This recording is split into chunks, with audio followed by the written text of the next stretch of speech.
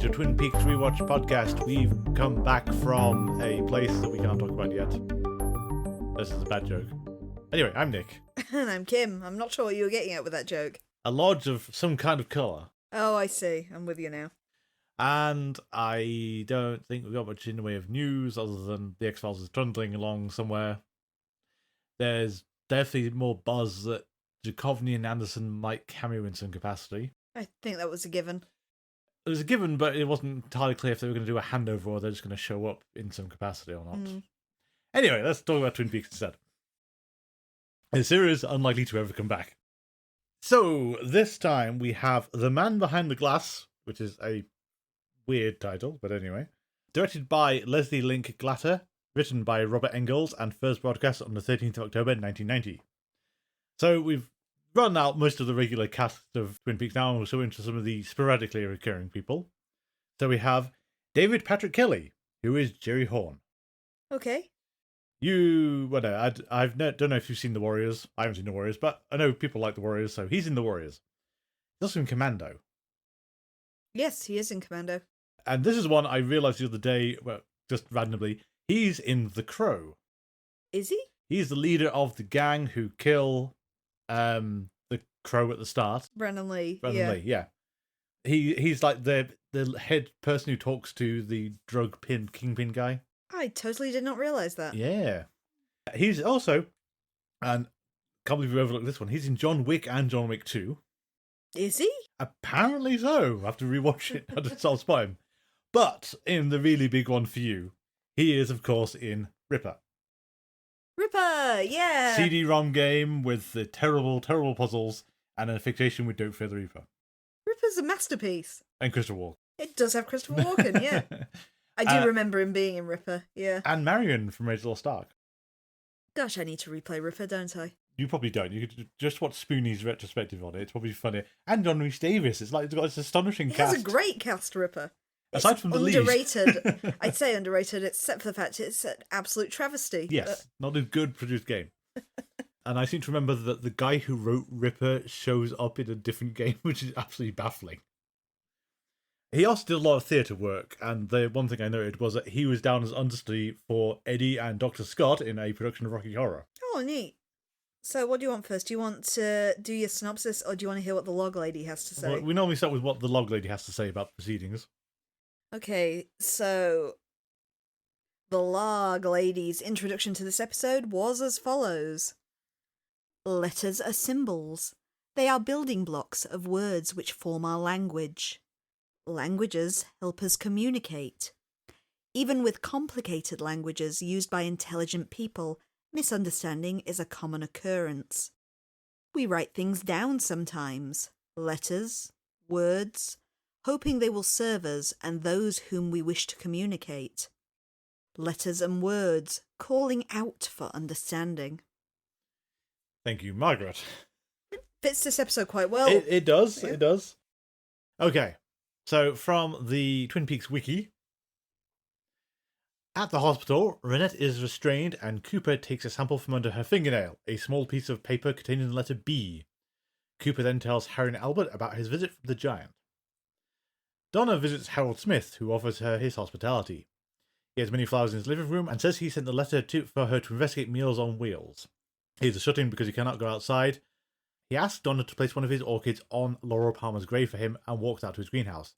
Donna spots and tries to pull a slip of paper from the bookshelf, but Harold interrupts her with a lady slipper orchid.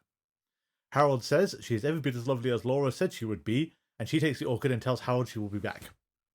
At the station house, Cooper stands in front of a blackboard with the letters found under the girl's fingernails and the names of the people who have seen Bob, Maddie, Mrs. Palmer, Cooper, and Renette, and a picture of Bob. He says the lines between the names are a psychic link that will lead them to him.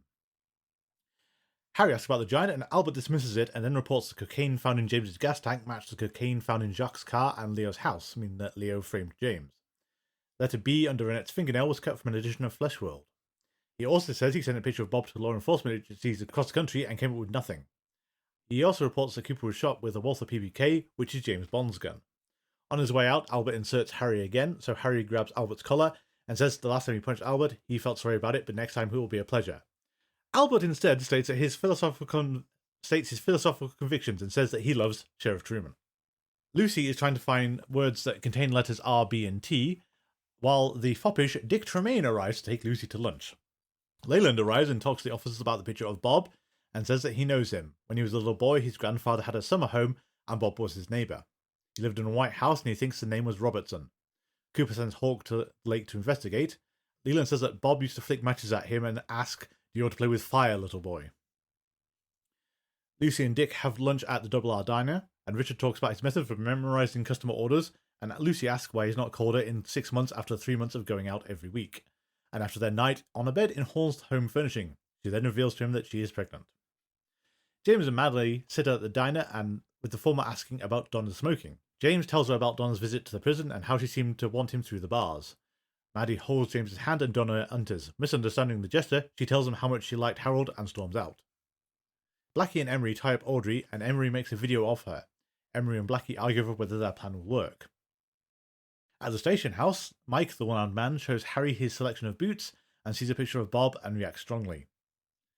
Shelley meets with Harry and Cooper at the station, and they ask for a statement regarding Leo. She refuses to say anything against him, while Cooper escorts her out, and Harry tells Harry that he believes her reasons to be an insurance scam, but he's not sure who thought it up. The one-armed man struggles with his medicine in a bathroom stall and has a seizure. He talks to Bob and says he's after him now. Cooper asks Ben Horn about Audrey's phone call, and if there's trouble at home. Ben tells Cooper that Audrey has gone missing before, and wants him to keep away from her. An Asian man eavesdrops on their conversation and follows Cooper. A man named John pulls a veil away from Audrey's face while she lies on the bed and gives her a caramel and a shot of heroin. A woman stands nearby holding his tools.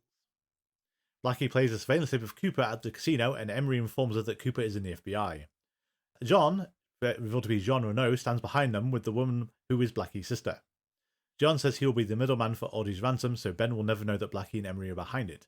In exchange, Emery and Blackie will bring the man responsible for his brother's death, Agent Cooper. John says they cannot let Audrey live. Cooper enters Harry's office with coffee and donuts, and Harry reports that Josie called saying she'll be back the next day.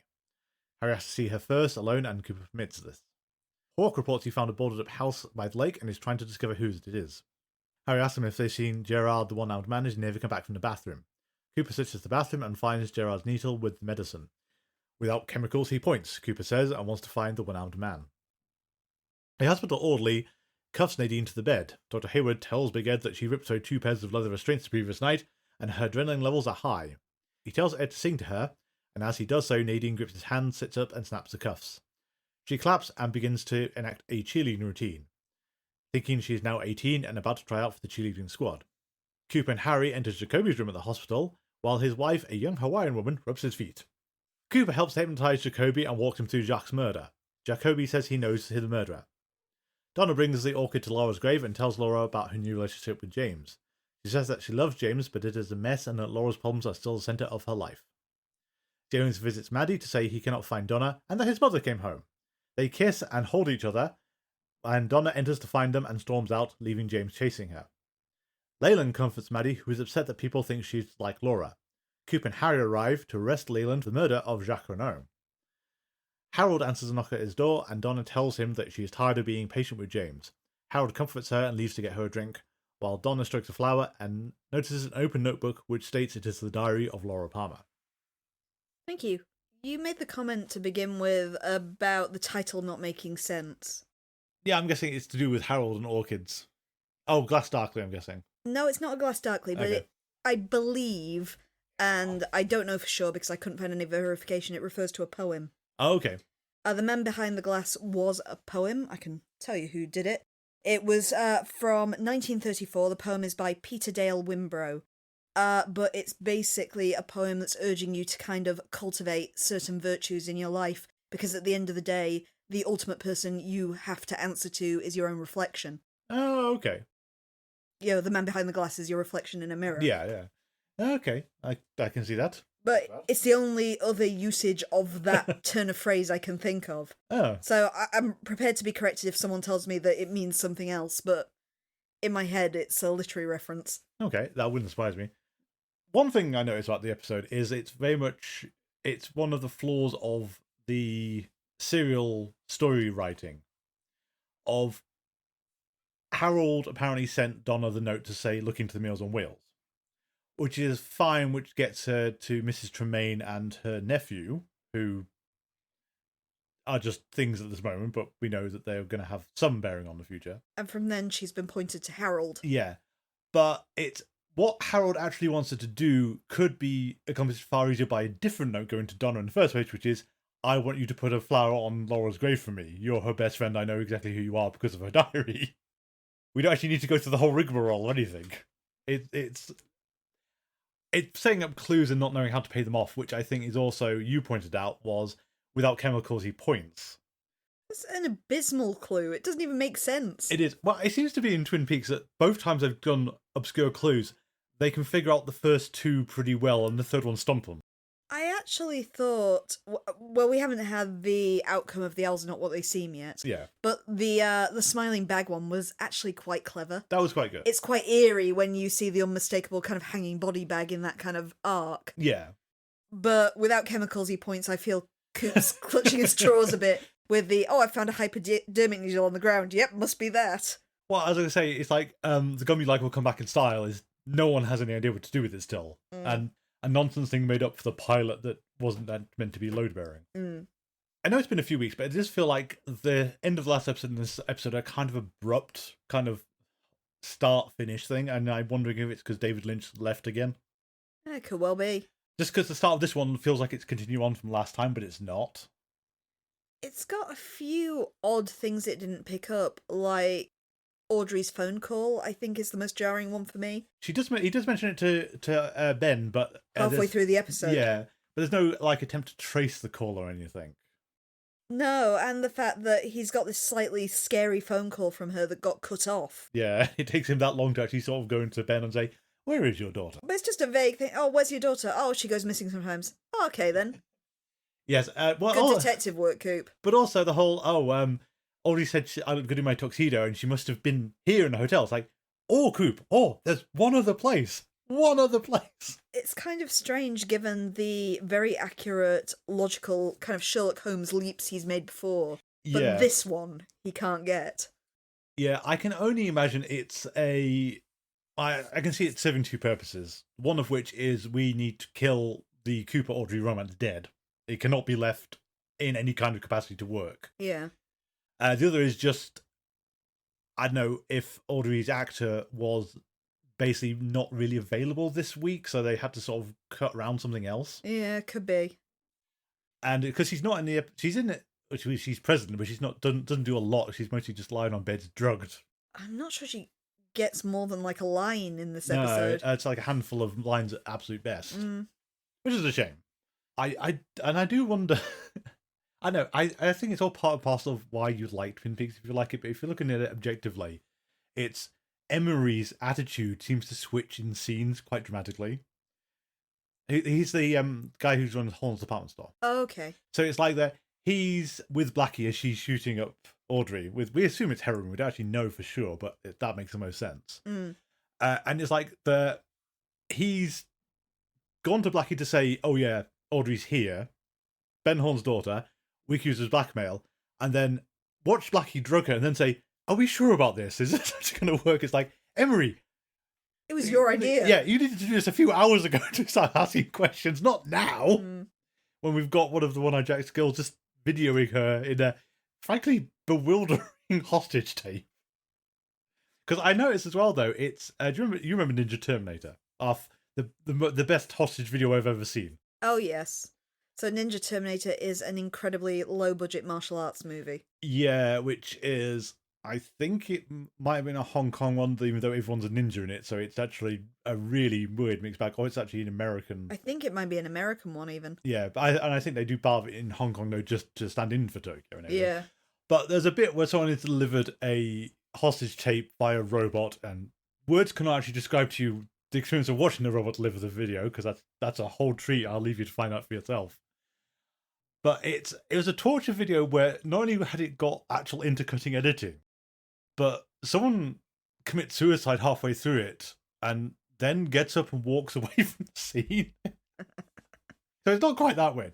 But if you notice on TV when they're showing a video of Audrey, you can't see Blackie injecting her with anything because the shot is on her face, and it's that. Aren't you meant to be making that connection? Is that don't you want them to be obvious what you've done to the daughter? I know you can't do it on network TV, but that's the problem with the staging, and you've just made it very strange. I'm just imagining it. It's kind of where you have to say, "Look at me now. I'm over here shooting your daughter up with heroin. This is some good heroin I am doing right now." But it's all to his face though, so it's like you've not even got that part of it. No one's narrating what's going on. It's a really strange video of Audrey. I don't know, but this is part of the charm of Twin Peaks as far as I can tell, is that none of it actually makes sense if you break it down. Do we want to talk about Dick Tremaine? I love Dick Tremaine, the man with too many teeth. Campest man who seduced Lucy, I think you could have. I love how...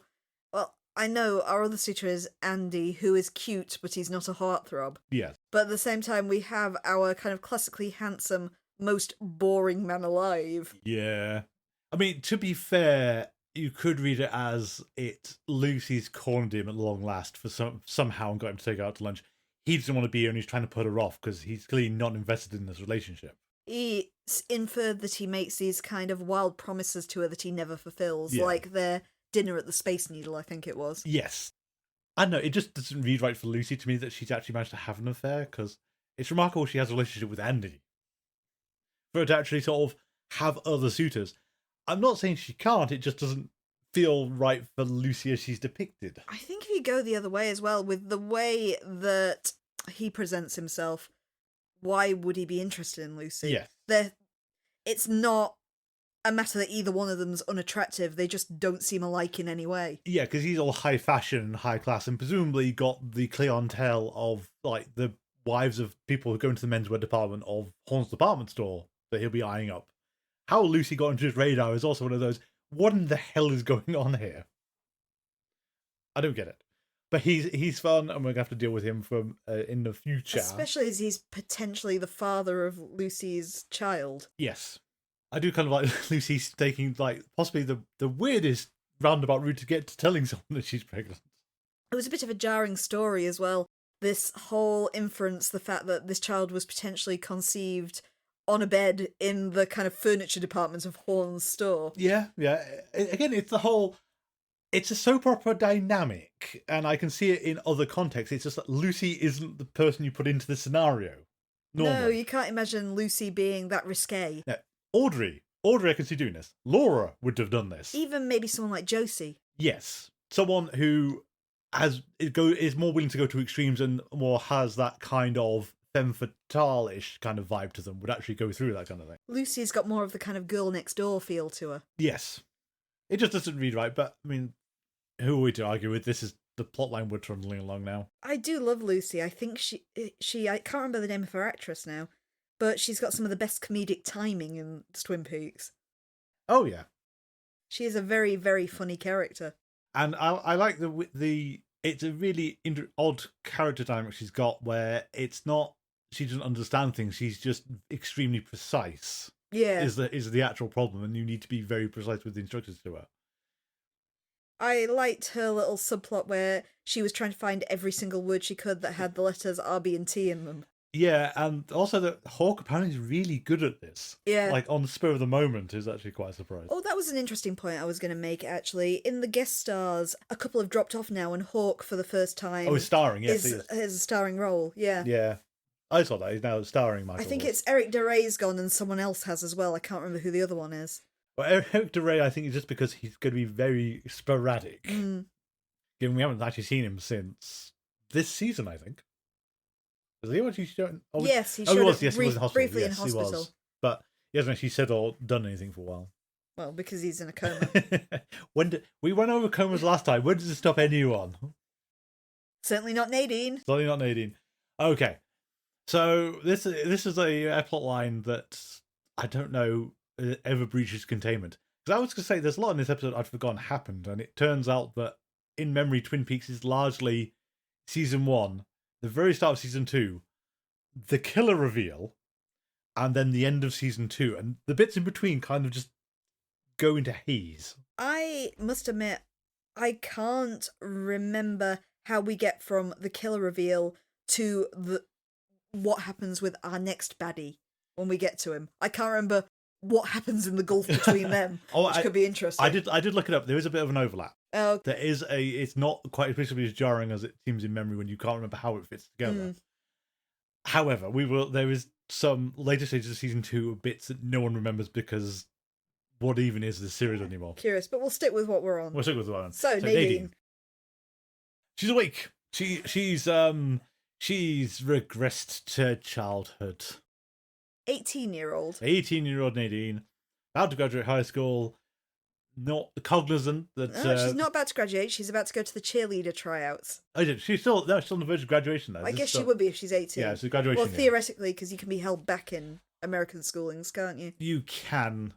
Yes, that's true. I don't think so in this case, at least. But yes, she's about to go for cheerleading, and oh, Ed, this is going to make life so much more difficult for you than it already was. This is your quintessential soap opera plot, though. It's the kind of development of the amnesia plot that rather than forgetting things, you've regressed back to your childhood, which in medical terms can actually happen as well. Yeah. You get like anterograde amnesias where this does occur, but never to quite this degree that you see in movies. No, and amnesia plots are generally played a very specific way. I'm thinking like Overboard, which is the one that springs to mind the easiest, the Goldie Hawn, Kurt Russell one. Oh, yes, I remember. Yeah, so that's how, in my head at least, amnesia plots usually go of, it's either going to reaffirm a relationship or it's going to ruin the existing one and make you happier with the new relationship. Yeah. It's usually how it works. That very much depends on what you're trying to go for in effect. This one is going to be looks to be a very different style amnesia plotline, a rarer one, because you said regression you don't get as often. Anterograde amnesia, when it's portrayed, and when it's portrayed more accurately, you normally get something like Memento. Yes. Because it's the idea of you're kind of stuck in this time period and you can't remember what's happened beyond that point. So you've gone back. In the case of Memento, he can't remember more than about 5 minutes past the time that his wife died. Yeah. So it makes it very difficult, him therefore trying to investigate who killed her. And I'm not going to spoil any more than that because Memento has a lot of twists and it's worth watching. Yes, and it's the only film where starting at the end and working forwards is the only way to give you any surprises. Because, fun fact, on the DVD, there's a put this into chronological order. Oh, it's really boring if you watch Memento in chronological order. But Memento takes place from the perspective of him, so everything's in like 5-minute intervals. Yeah. And if you watch it that way round, it's a fascinating kind of character study. Yes, just because of how it works and how people who know what is happening to him can manipulate him. I would say the only thing I ever saw was a criticism of Memento, really, is that him hanging on to the fact he has this condition shouldn't technically be possible. He's aware of it existing, but the fact that he has it shouldn't be retained in memory. I read about a case once, and it was a long time ago and I can't remember the specifics, but it was a lot more like Nadine's case, where the person had kind of regressed and thought they were 20 years younger than they actually were. And they did it on the basis of they tried to snap the person out of it by showing their reflection, and all it did was distress him for 10 minutes. And then, once they'd sat him in a quiet room, he kind of forgot that had occurred and regressed back to the point he was anyway, so making it entirely pointless to try and tell him that he was not, say a 20-year-old person, he was actually 40 years old. Huh. But, it's just one of those interesting kind of things, because that's just the way the mind works. If you've got this kind of cognition impairment, you can't teach someone something new because it'll erase itself. Yeah, that's what I mean about Memento, though. He knows of the condition because Sally Frinkus, he did the insurance investigation into him. The fact that he himself has that condition is something that he would have to learn after getting the thing, so it should be constantly erased. Well, Memento kind of has the whole plotline where he gets important information tattooed on himself, though, to remind him. But I don't think that's one of them. No, I don't know if he does have that as part of his tattoo. But things he learns about his wife's death, he tattoos, so he doesn't have to keep relearning information. To be fair, I think you have to let it go in strictly narrative terms, because otherwise the film would be a complete mess if he's constantly fixing that detail. He needs to be able to tell people that for everything to actually flow properly. Anyway, it is a fascinating film. I've struggled to watch it more than once. I think it is a 1 or 2 watch film. Maybe worth watching a second time when you know what's happening. Yeah, but it doesn't hold up to repeat viewings, because once you've seen the tricks work once, it doesn't have anything else to surprise you with. Yeah. Very effective, though. I mean, you would never think watching a film in the wrong order would actually be effective like that. Mm. But very canning. But anyway, we're not getting Memento in this. We're getting Nadine as an 18-year-old cheerleader. which is, it's going to be interesting. I think it's kind of fun.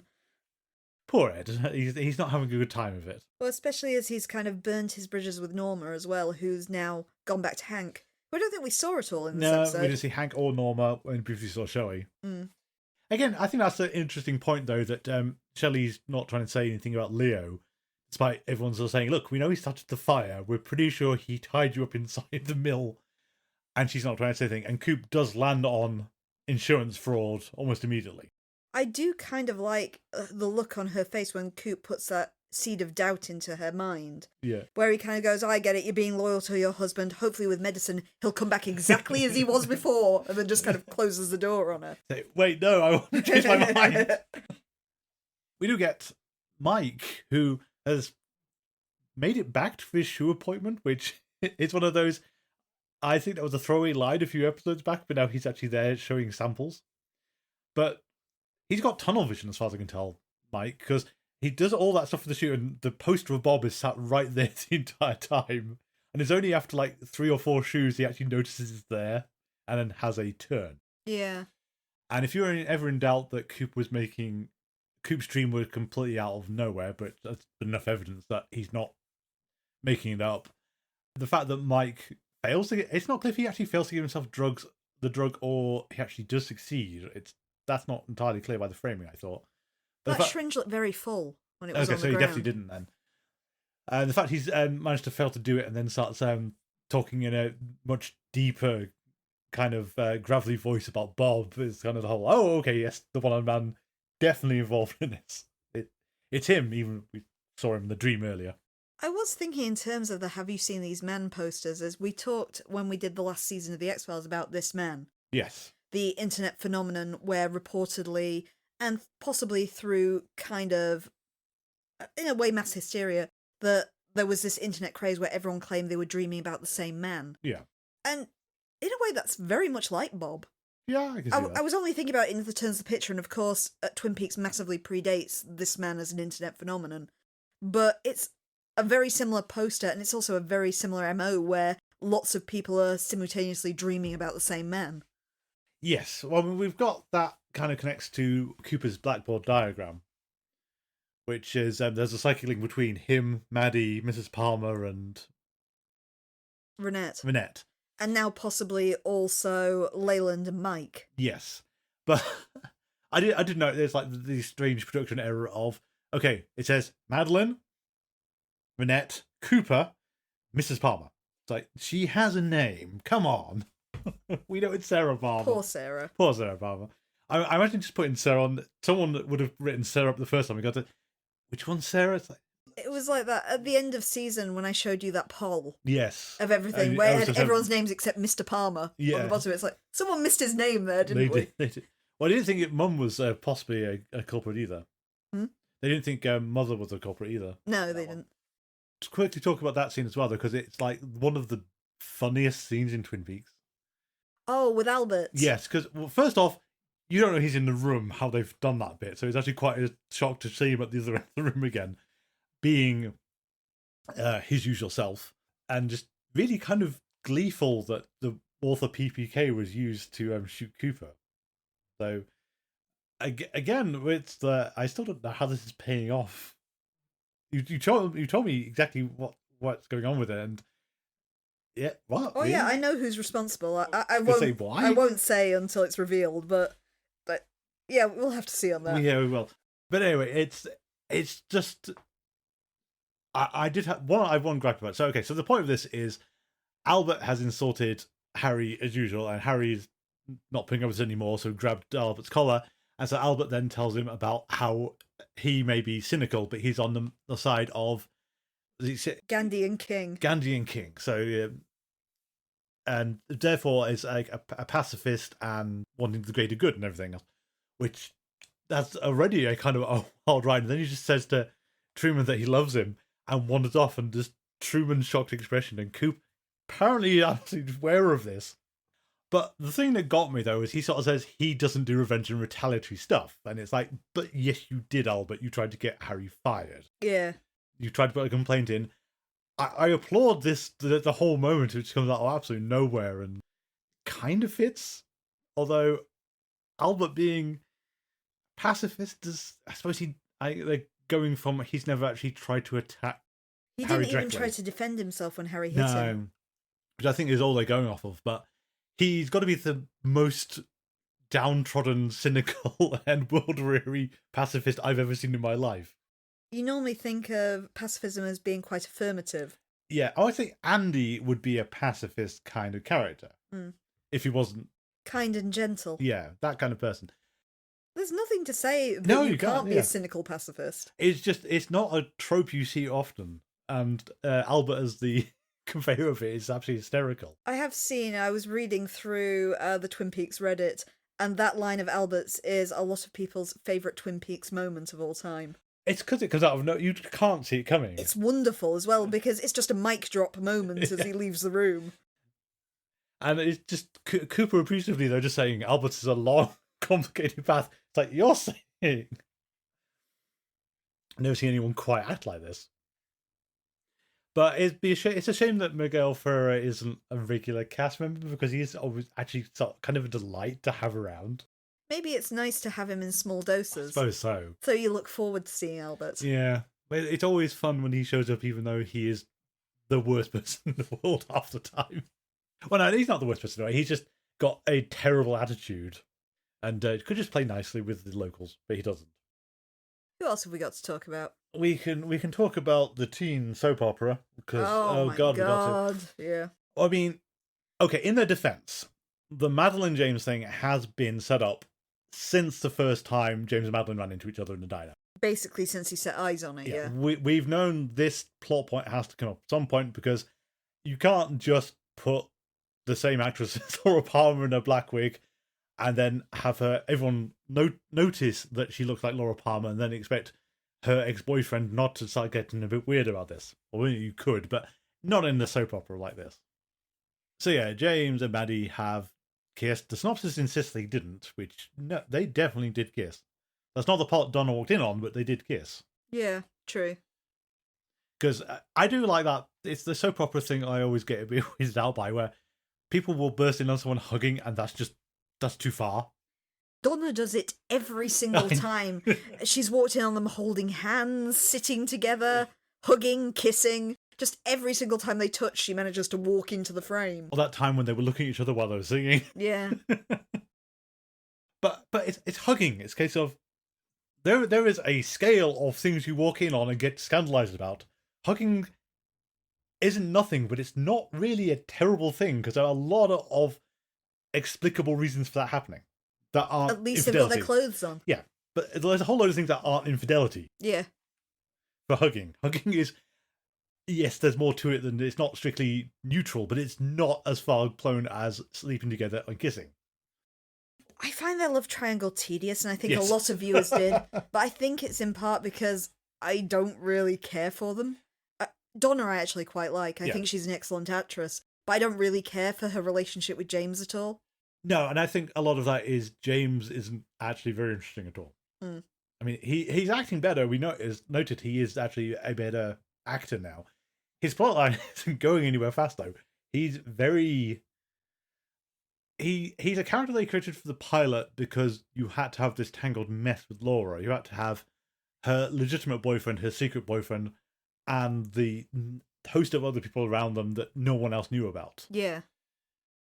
But then they don't, and I can see that the compelling thing of having Laura's best friend wind up with her secret ex as an interesting kind of conundrum, and then you've got the whole thing with Mike going in as well. But they don't know what to do with James after that other than the adventure club. You can't really get around that Donna doesn't really need James for anything except transport. I mean, basically, he's just like a taxi service to her half the time. I know she doesn't even know that because she's got Meals on Wheels, because wasn't the implication that she couldn't drive previously? Yeah. Or was it? I'm not sure. Well, because in the pilot episode, she borrows her sister's bike to go to the race house. The pilot. That is.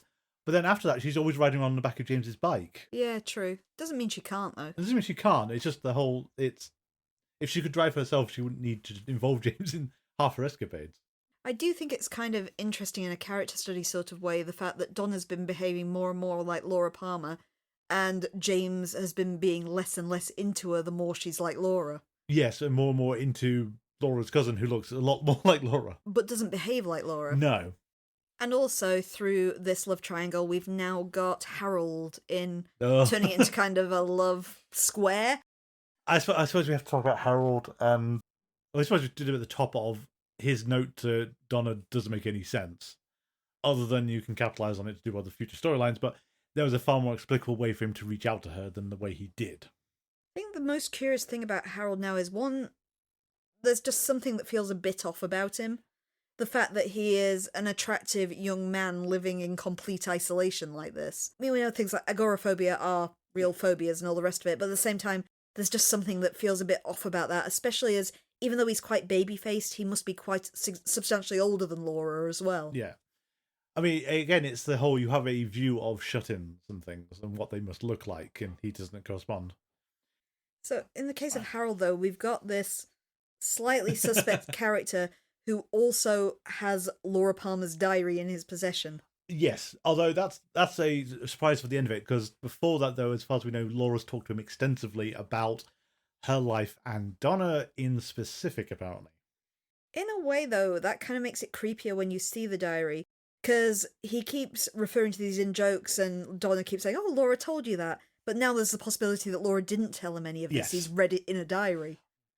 But then it also begs the question of, how does he have that? And why does Laura have two diaries? We know that one is in the police custody at this point. Interestingly, I think I mentioned it before, but there is a companion book written by Jennifer Lynch called The Secret Diary of Laura Palmer. The publication of that book was just before this episode aired, and the original publication of the book did have that same kind of red leather cover to it to make it match the one in Harold's office. But it should be noted that occasionally we will get extracts from that diary. Some of them are taken from The Secret Diary of Laura Palmer, the book, and some of them were just written exclusively for the episodes and don't form part of it. But I kind of figured it's a bit weird to publish that book at this point because it spoils quite a lot of the coming episodes. So I think we should maybe look at the book after we finish this season. Yes, I think it doesn't name the killer still. It doesn't name the killer, no, but it spoils quite a lot of other motivation because, of course, you're getting this side of the plot we haven't seen. Yes, and we've got no way of accessing. Mm. I think they do sort of... They could have led into that more, or I don't know if next episode is going to make more of maybe Harold didn't have a good relationship with Laura at all, and he's derived everything off the diary. Yeah, that was my reading of the end. It's like suddenly you've got this possibility that maybe Harold doesn't know Laura Palmer, which is somehow even creepier. Well, I mean, then you've also got the question, it's still the question of how he wound up with it in the first place. And I suppose Donna is the only person to say, is that definitely Laura's handwriting? Because, I mean, that's a question we can't answer at the moment. Yeah, true. Though I imagine she'd look at it and say, wait, that doesn't look like her handwriting. I think we've got to assume that is... Yes. Laura's property. Well, otherwise I don't know what we're doing with Harold, really, other than trying to make the love triangle a square. I mean, how do we care about James? We didn't even mention his mother's come back. Again. You look at me blankly. Who, sorry? James's mother. Oh, James's mother, yes. Apparently, a scene was cut which actually would have had her in as well. Oh my god, I was about to say, we're never seeing this woman, are we? I don't think we ever see I don't think we do. But no, there was a scene scripted that she would have been. I don't know what the nature of that scene was. Other than her being drunk, I suppose. But I guess it's entirely unnecessary. Well, to be fair, I'm going to argue James isn't necessary. I'm sorry. You just hate him so much. I don't know. It's not hating him. It's just that I remember being weirdly invested in James and Donna the first time I watched it through. But then again, I was possibly 14, 15. Like, very much into, like, the teenage romance kind of thing, or would be more receptive to that. At this point, and also with more of a critical eye, it's one of those whole... The writers do not know what to do with James. He's absolutely baffling every attempt they've got to do something with him. Because as you said, I think he's miscast as a biker because he doesn't have the build for it. He doesn't have the attitude for being a biker. He didn't fall into any of the cliches like that. Based on his appearance, I'd peg him more as like a heartthrob character. Yeah, well, I can see them trying to do the James Dean look, but then James Dean is also a very complicated part of pop culture now, given that his fame is based on very few films and then a tragic death. quite what James Dean would have been like had he lived is an unanswerable question. Yeah, but I put him more as, again, he's not got the high school quarterback build, but he's that kind of character in my head. Yeah, but then we also said that neither does Bobby. But Bobby is a just tremendous hoot every time he shows up. So we love Bobby's appearances. I think based on Bobby's appearance, I go on the basis of he'd be like a stoner sort of character. Yeah, I can see that. You're a slightly more sleazy character than he actually is portrayed as. Because I we bear in mind we're supposed to buy he's the quarterback. Yes. And I wonder, again, is that how much you can and cannot get away with on network TV, or just who's available in Vancouver at the time? Yeah. Because it's got to be a factor in it. So who else do we have to go with? Dr. Jacoby. Oh. It's one of these ones where you want to say, I don't think it's been disrespectful, but I can't say definitively if there's something really wrong with this entire scene. You mean his weird, never before seen Hawaiian Never wife? mentioned before. She just goes, because he comments that she lives in their Hawaiian house. Yeah, and it's like that you Jacoby, why are you here in the Pacific Northwest if you could live in Hawaii? I guess, though, the fact that he's got a Hawaiian house and a Hawaiian wife explains all that kind of like luau theming to his house. But at the same time, that still has more of the feel of those teenagers who buy a samurai sword and think they're Japanese cultured. Yes, it implies he can't have a house in Hawaii, so he's got to make do with this. Yeah. He's trapped in the Pacific Northwest, he can't get out. But again, it's kitsch. It's like he is a very white man who's got all of these kind of traditional trappings around. Absolutely. And it's just, again, I don't think it doesn't make any sense to me. It also smacks a bit of Indiana Jones and the Last Crusade. Okay, yep. So Indiana Jones and the Last Crusade, people have seen in general, but that they've specifically plot and important. I'm talking about the first 10 minutes with the River Phoenix. Okay, yep. So one of the things that Last Crusade does, and it's something I increasingly hate in any kind of media and pop culture and everything, is it takes elements of a character and then says, here is how that happened. And it's things you never needed to know. They're just part of the character as they are. We don't need their backstory. So in the case of Indiana Jones, it's like his whip, his hat, his scar. Yeah. And it's 5 minutes of the 10-minute sequence is just getting that done. And Fear of Snakes. Oh, and the Fear of Snakes, yeah. It's really fast. It's one of those, what are you doing? We know he's afraid of snakes. It's like, wow, that 5 minutes of your life was really transformative. Yeah, it's like we know you're afraid of snakes. That doesn't actually need to be explained. The scar is because Harrison Ford has that scar. The hat, who cares? And the whip, also who cares? You found these things somehow. There's a middle grade book series in the UK called Young Sherlock Holmes, which Yeah. I have a particular distaste for because it's exactly as it sounds, but it kind of focuses on his childhood with his wise mentor teaching him memory tricks and stuff like that to make him a brilliant genius. It's like, no, I don't think you can teach someone to have an eidetic memory. Yes. And when we all read Sherlock Holmes, normally we didn't read it thinking, oh, hey, I wonder why his memory's so good. Yes. It's just a weird obsession that people have with things, and it seems to be getting a worse and worse problem these days, is that people like doing it, and I don't know how much is down to fan wiki things where you can catalogue this really easily. Yeah. But it's the need to explain everything and where it came from. It's like a character can't just be that's the character. How they got there is a million different things that aren't very interesting to read or watch. Why are you afraid of snakes? Oh, I just don't like them. Yeah, I mean, that's not how phobias work, though. Phobias are kind of ingrained and they're not necessarily encountered with the actual thing. Like, I have not actually had a bad experience with spiders. That does not help me with arachnophobia. The sight of the things sets me off. Mm. So it's not, I have been bitten by a spider and that caused me to be arachnophobic. It's like, that's just part of my psyche.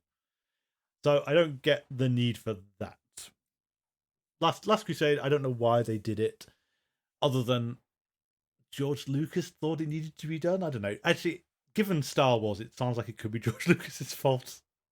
Like the people that explain the Force. Oh, it's midichlorians. Like, what are you doing, man? It was midichlorians the entire time. It's like, you base this on like samurai and Tibetan mysticism and all the rest of it, and that was fine. No one actually cared. It was like, sure, okay, yes, you can. What's the Force? Space magic. Great, off we go.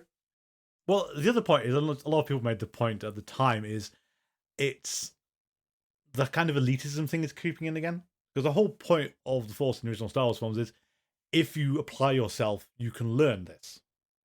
Because that's the comment from a lot of people.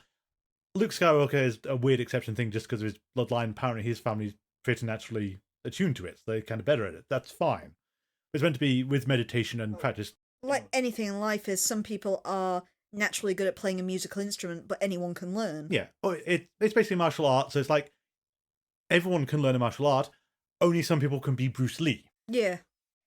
And then you've got the prequels come in and say, actually, it's an intrinsic part of your genetic makeup, so there are elite people who are really good at using the Force. And it's like, and some people can't at all. Yes, and so we've just demolished the democratization of space magic and just made it stupid. Because, admittedly, it's one of these problems with fictional universes of, if anyone can learn how to do this, why doesn't anyone? And it's like, well, I'd say Star Wars actually said, it's an ancient religion, no one believes it anymore, no one's actually going to try it, except for the few weirdos who have adhered to it. So you'd map this onto things like, we're not practicing medieval alchemy anymore. Yeah, is that, and in Star Wars, the alchemy might well work, but no one's going to give it the time of day anymore, because I think we can do it with Hadron Colliders. We can turn lead into gold these days. They did it by accident a few months ago. There's a whole Final Fantasy VII thing I could put in here, but I won't, for just the ease of use. How did we get over here? Dr. Jacoby. Dr. Jacoby. And here's the one thing.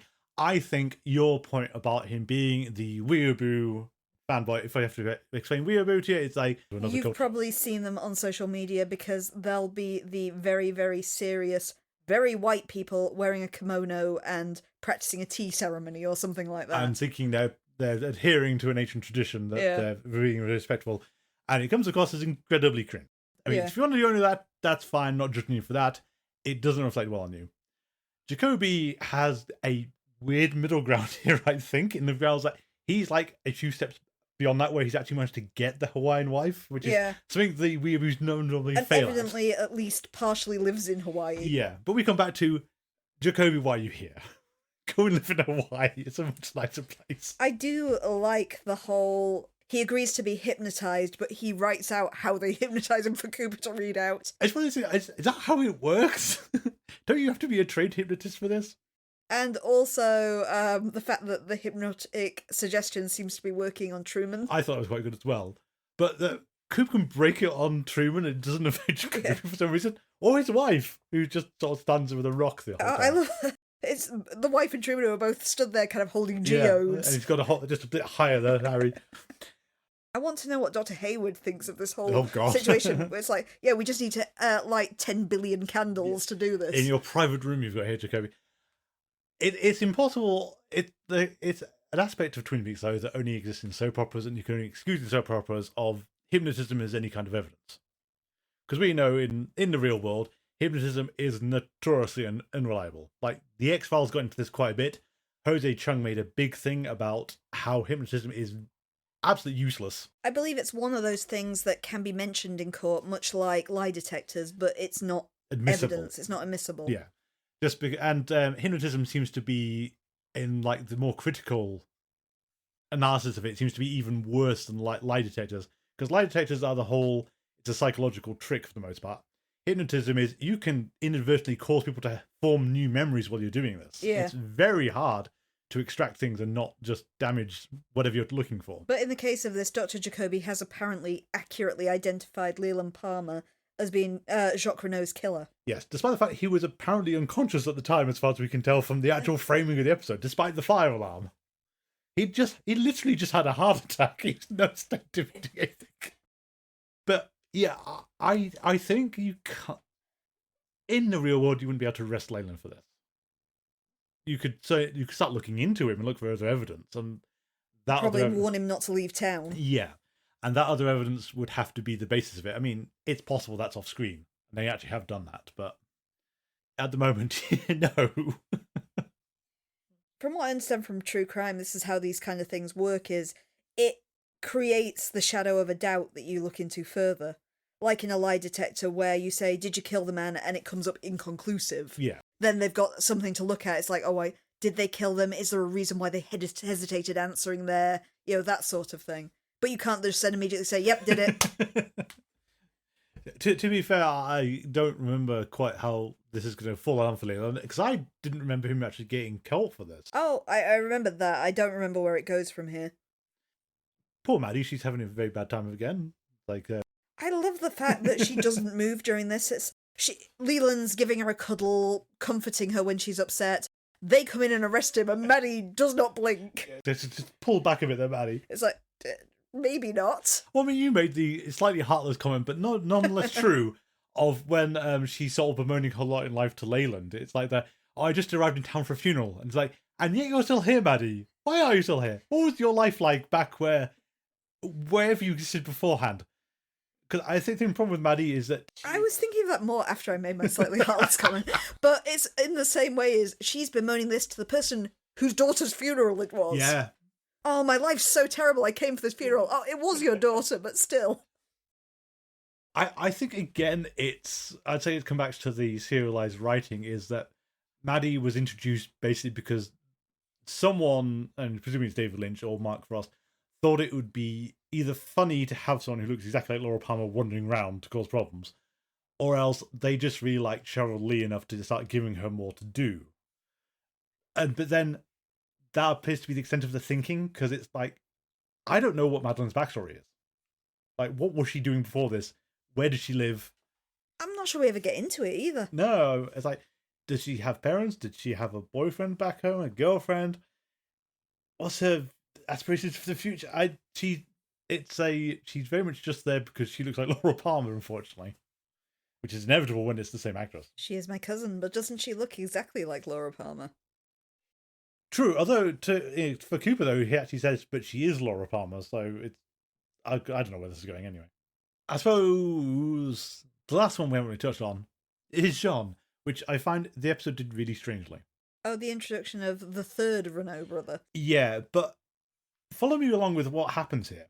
Is they introduce John Renault, shows up out the blue and gives Audrey a caramel because her body apparently is craving sugar, then just gives her more heroin. Fine, John, you do you. But everyone refers to him as John until he says he wants Cooper for the death of his brother. And I don't think anyone in the episode actually says his surname. It's in the opening credits because he's credited as Jean Renault, but no one calls him Jean Renault. Presumably you're supposed to jump to this because they both have abysmal French accents. I imagine so.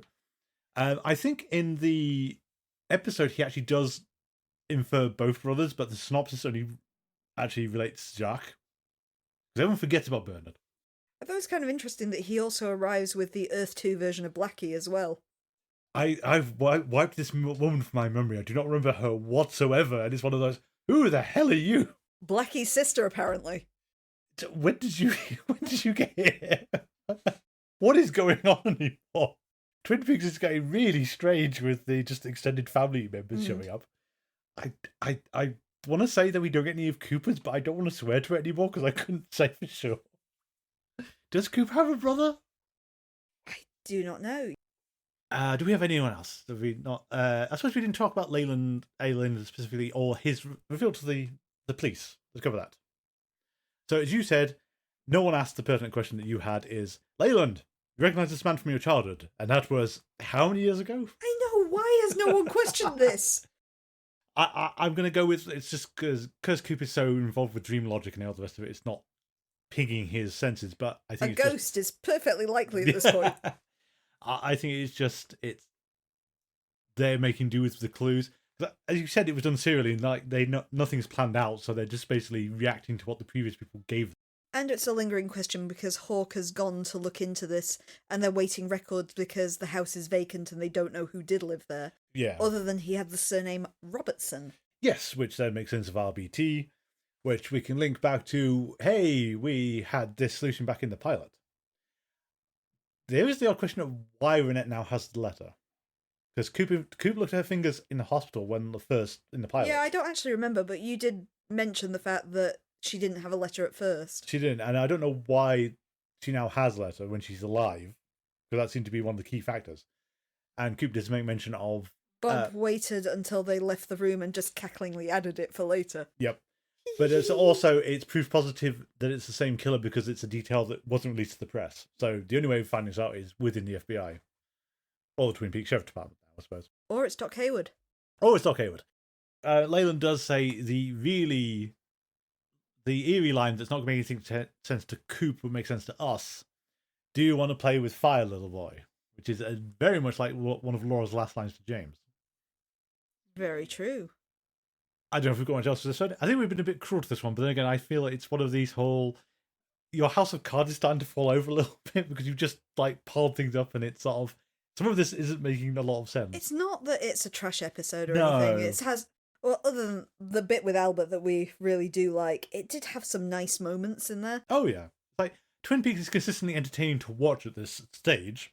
It's you never quite know what's going to happen, like case in point of Doctor Jacoby's hypnosis section. Yeah. Just those wonderfully surreal moments so that you keep watching because you're not sure what's coming next. At the same time, though, I think it's clear that people's patience were running out with the mystery. Yeah. As in, there's no good reason for it to keep on going as long as it has done, and you just seem to be throwing more people into the mix and not actually doing anything with the people you've got. They're just kind of here now. When was the last time we saw young Mike? Okay, the last thing, though, I would say is you can tell that David Lynch has left the building again. There's nothing quite to the extent of the weird long shots or the strange moments to otherwise serious scenes. None of that's in this episode. This is played a lot straighter. No, that's true. It's even down to the fact that, I think you noticed it, I complained last time that there was no movement in the background of scenes Yes. and it looked wrong.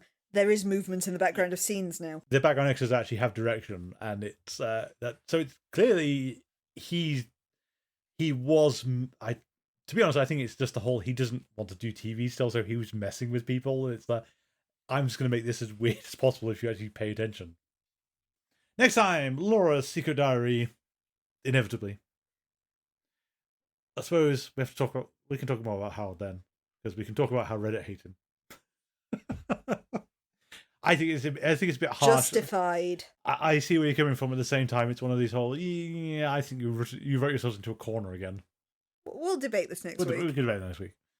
In the meantime, if you'd like to get hold of us, our email address is cynicsgatestrange42@gmail.com. You can also find us on social media, and please do hook me up if you'd like me to present any of your You can also find us on social media, and please do hook me up if you'd like me to present any of your Twin Peaks, X-Files, or Garth Marenghi related stuff at the start of one of our episodes. You can find us on Blue Sky and Tumblr at GetStrange42, and on Facebook, where we are Things Are Getting Strange, a Twin Peaks rewatch podcast. Also, if you're not sick of my voice right now, I do stream live on Twitch TV under the name AdverseCamber42. I'm live Mondays and Wednesdays at 8pm GMT, and Saturdays at 5pm GMT, where I'm currently playing Code Vein 2 and Digimon's Story Time Stranger on PlayStation 5, and Scarlet Hollow on Steam. Our theme music is A Vision by Kevin MacLeod. You can find that on Compotech.com. Letters to them to Creative Commons by Attribution 3.0. Thank you all for listening, and until next time, please remember, I love you, Sheriff Truman.